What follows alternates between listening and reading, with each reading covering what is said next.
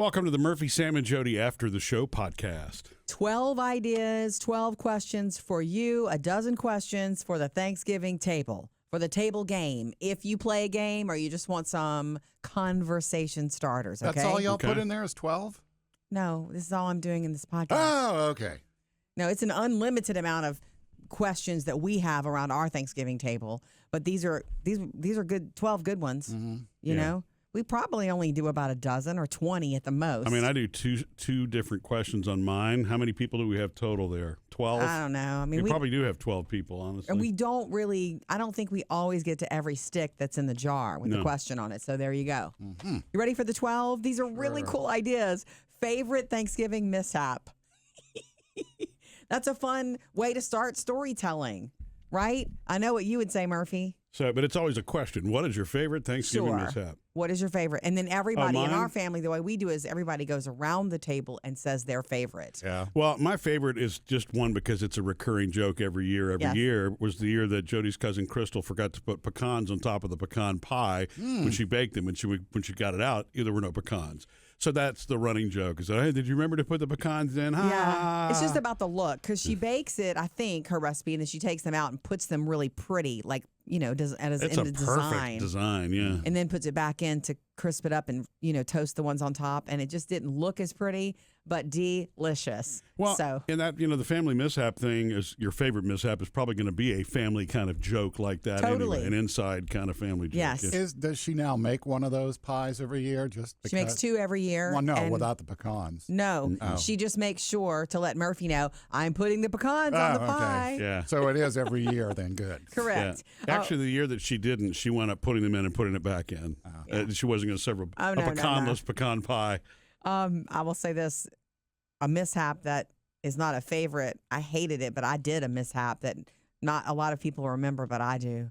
It was before you guys were about to fry the turkeys outside, and I was inside cleaning up. We had been cooking and doing all the side dishes, and I threw away the little thing that came on the turkey that said how much it weighed. Oh, yeah, I remember that one, yeah. And so we had to go digging through the garbage for a tiny little green piece of paper that, because you have to fry based on pounds. It's a precise calculation, yes. That was a mishap that, you know, nobody let me forget about that night, but it's mostly forgotten. Hee hee. Okay. Yeah. Have you ever had a chicken finger Thanksgiving mishap at yours? Chicken finger Thanksgiving? No. I mean, an old turkey one, yeah, when I didn't have the bird thawed. Oh, yeah. And that time I kind of burnt the hair on my arm off with the smoker. Another good question. That's funny. Okay. What was your first job? That's a good question for around the table. Mm-hmm. And if, you know, kids are there, they don't have that yet, you can omit that question. But it gets, you know, I don't really know what my uncle's first job was. Yeah. I'm his niece. I mean, I think he'll say military, but we'll see if we do that question, you know? Yeah. I like that one. If you could pick up any new skill, what would it be? That's a really good question, because that allows you to think about the things that you want to do. You might not be able to or have the time to, but you wish you could do. You never know if that could spark someone to take up photography or do something they've always been interested in if they start talking about it with family and friends. Or painting or music or a second language or if it's something you'll never make happen, like, you know, you want to be an astronaut. Are there more funny ones too?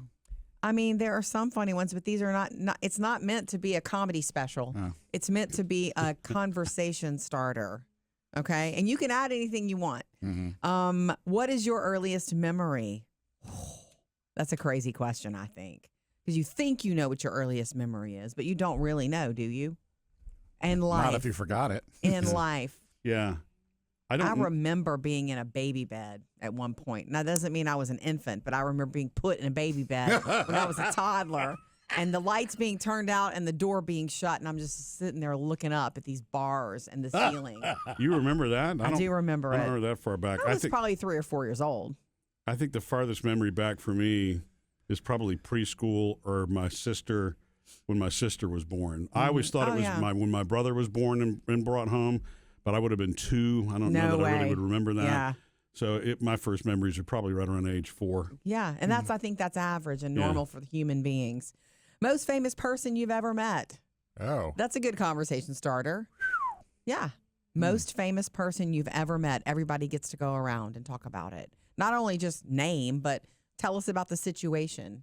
You met the Hall & Oates once. Mine would be Taylor Swift. Oh, yeah. We met Taylor Swift a long time ago. That was a long time ago, yeah. And we had our young girls with us. I met Bear Bryant. I know you did, Sam. Got an That's autograph, too. You met Keith Urban. Oh, sure did. I met Tony Braxton. That was awesome. I met Casey Kasem before he passed away. But That was everybody awesome. gets to do like at least one. Like you have to pick the most famous you've ever met. That's why I said Taylor We Swift. met the Village People once, remember? Most famous. Oh, guys. I forgot about that. I thought that was Casey and the Sunshine Band. Oh, we met them, too. Yeah.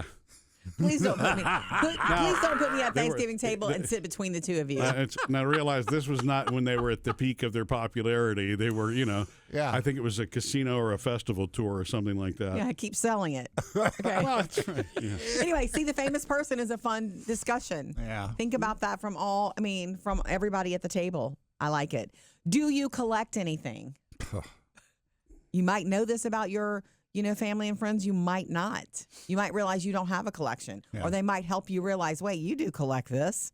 I can see a spouse calling a spouse out. You collect this. Is there a distinction between collecting and hoarding? Of course there is. Yeah, but just what's the number? That's a good question. Yeah. At what point does it become hoarding? I think if you call it a collection and you intentionally do it as a collection, then it's a collection. If you're hoarding it, that's a Like, mental thing. I collect newspapers. No, you hoard newspapers. Okay. Well, my not- dad did collect them. What he said anyway. All right, moving on. Another question that's good for the Thanksgiving convo. Who would play you in a movie about your life? That's cute. If you don't like that one, what's the name of your biography? Name it. Like, what would be the name of your biography? That's a fun thing to say. It's silly, but okay. Here's one that you might like, Sam. If you could hang out with a cartoon character, which one would it be? Oh, boy. SpongeBob. SpongeBob, I know. Actually, well, a really SpongeBob good- and And Patrick. Patrick. Yeah, it'd have to be both of them. I might would actually hang out with Strawberry Shortcake. I guess I consider her a cartoon character. What about you, Murphy? You got a cartoon character you want to hang out with? It's a cute question and fun for the kids. It is a cute question, but I would have to really think. It's been so long since I watched cartoons. Yeah. I don't know. Okay, it's fine. What made you smile recently? Could be exchanged for what made you laugh recently, then tell the story. It's a good chance for kids to get in on it. Everybody has something that just made them laugh. Could be 20 minutes before the dinner. It could be yesterday. Jody made me smile recently. Can you make him smile every discuss day? this? Right, yeah, right. Right.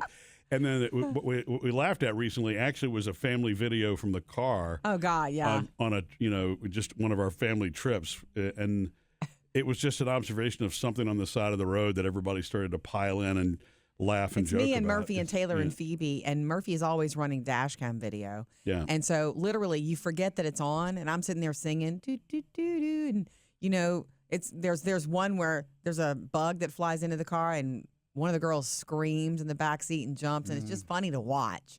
One was a bear crossing in front of us. Correct. That Jody and Taylor, our oldest daughter, We missed it. Me and our youngest Phoebe saw it. So our reactions to missing it were funny, and we can't even play it for you because it's oops, Yeah. some words were said. Oh, okay.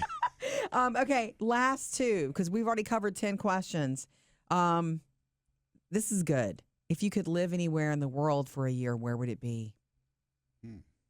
That's a good thing to just open up the convo. I like that. Sam's right, though. There needs to be some funny ones mixed in with these two. Okay. You know. Okay.